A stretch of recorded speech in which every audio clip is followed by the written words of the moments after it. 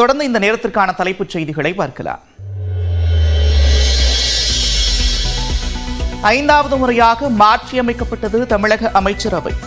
புதிய அமைச்சர்களுக்கு பதவி பிரமாணமும் ரகசிய காப்பு பிரமாணமும் செய்து வைத்தார் ஆளுநர் ஆர்.என். ரவி.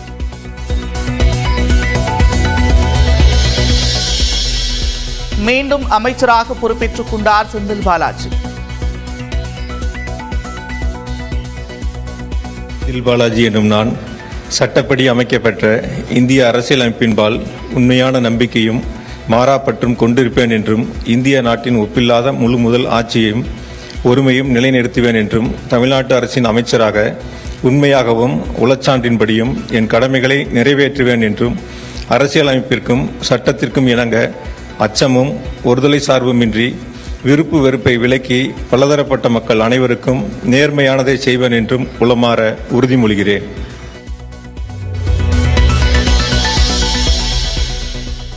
முதல் முறையாக அமைச்சராக பதவியேற்றார் கோவி செழியன்.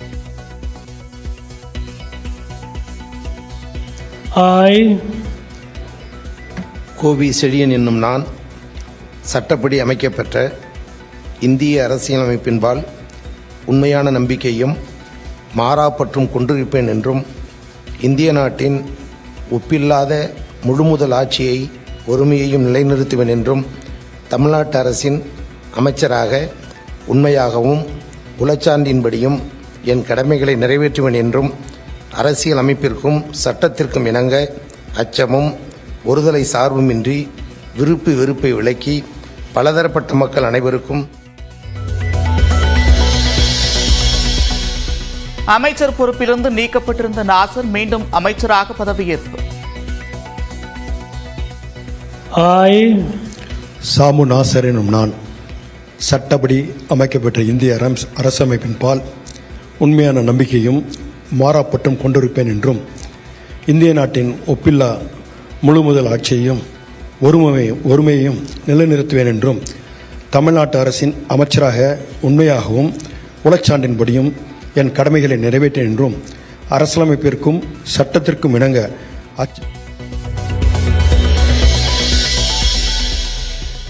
சேலம் வடக்கு தொகுதியில் வெற்றி பெற்ற ராஜேந்திரன் அமைச்சராக பதவியேற்றுக் கொண்டார்.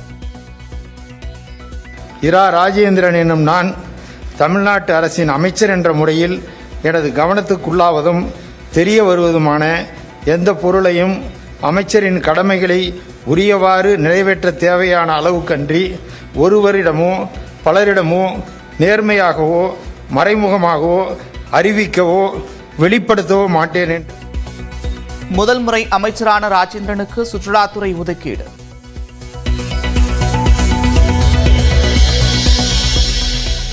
தமிழக அமைச்சரவையில் பட்டியலின அமைச்சர்களின் எண்ணிக்கை 4ஆக உயர்வு. கயல்விழி செல்வராஜ், சி.வி. கணேசன், மதிவேந்தனை தொடர்ந்து கோவி செழியனும் அமைச்சராகினார்.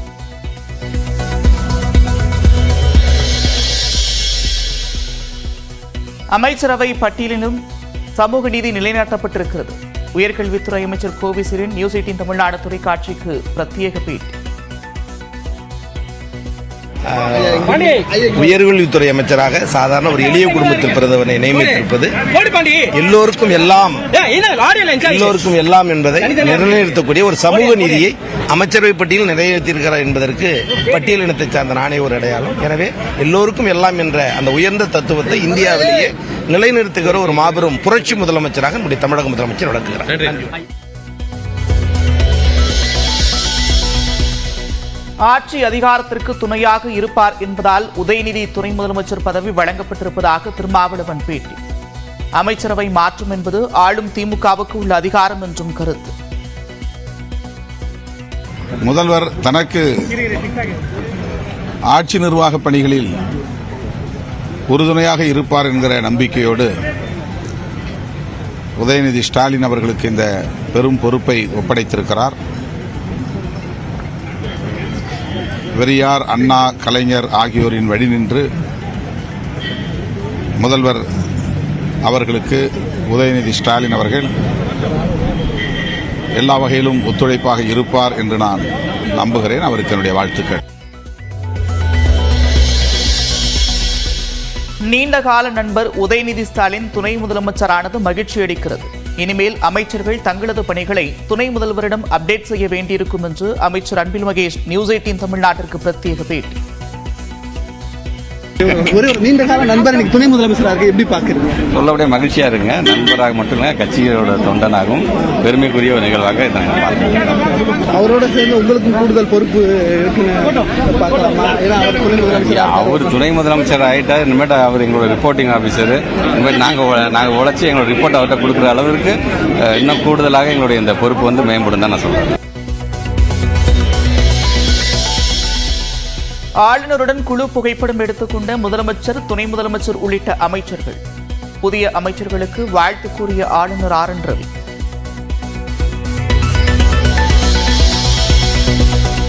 மக்களுக்கு பணியாற்றும் மாபெரும் வாய்ப்பை முதலமைச்சர் வழங்கியிருப்பதாக பனமரத்துப்பட்டி ராஜேந்திரன் பெருமிதம்.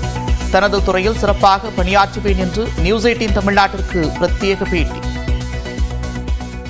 மாண்புமிகு முதலமைச்சர் அவர்கள் மக்களுக்காக பணியாற்றுகிற மாபெரும் வாய்ப்பை வழங்கியிருக்கிறார். சிறப்பாக பணியாற்றுவார்.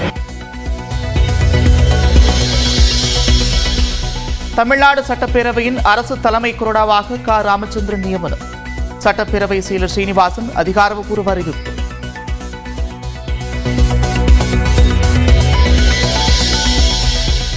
துணை முதலமைச்சராக அறிவிக்கப்பட்டதைத் தொடர்ந்து அண்ணா, கருணாநிதி நினைவிடங்களில் மரியாதை செலுத்தினார் உதயநிதி ஸ்டாலின்.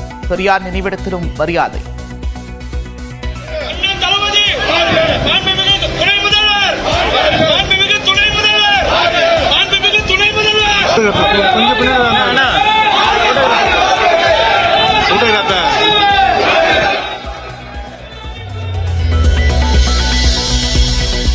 கோபாலபுரம் இல்லத்தில் கருணாநிதி படத்திற்கு மரியாதை செலுத்தினார் உதயநிதி ஸ்டாலின்.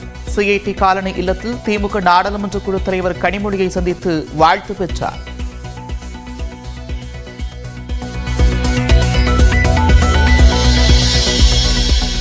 வாழ்த்துக்களை மட்டுமின்றி விமர்சனங்களையும் ஏற்றுக்கொள்வதாக துணை முதலமைச்சர் உதயநிதி நியூஸ் 18க்கு பேட்டி. விமர்சனங்களுக்கு மக்கள் பணி மூலம் பதிலளிப்பேன் என்றும் விளக்கம். This is more of a responsibility than a post, so I'll definitely try to give my best for the people of Tamil Nadu. And opposition has been saying Yeah, definitely there'll be criticism only. Not everybody will be appreciative of you. I will definitely have to prove it only by my work.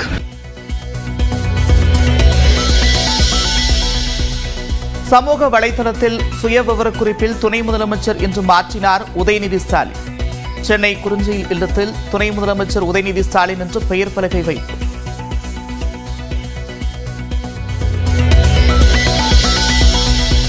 2026 மீண்டும் ஆட்சிக்கு வரமாட்டார்கள் என்பதால் இப்போதே உதயநிதிக்கு துணை முதலமைச்சர் பதவி.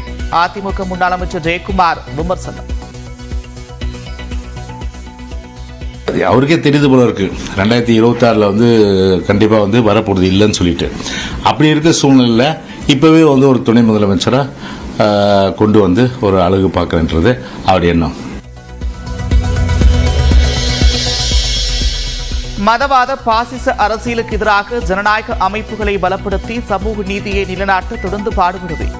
அமைச்சராக இருந்தபோது செய்த சாதனைகளை பட்டியலிட்டு எக்ஸ் தளத்தில் மனோ தங்கராஜ் பதிவு.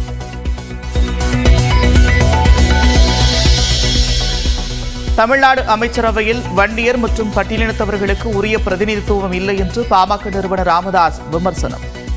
அமைச்சராக செந்தில் பாலாஜிக்கு அதிகாரம் கிடைத்தால் சாட்சிகளை கலைக்க மாட்டாரா என்றும் கேள்வி.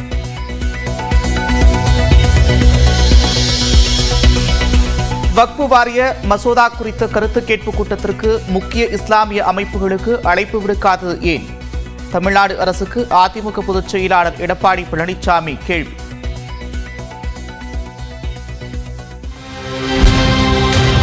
தமிழ்நாட்டு அரசின் அமைச்சராக என் கடமைகளை நிறைவேற்றேன் என்றும் நேர்மையானதை செய்வேன் என்றும் உளமாற உறுதிமொழிகிறேன்.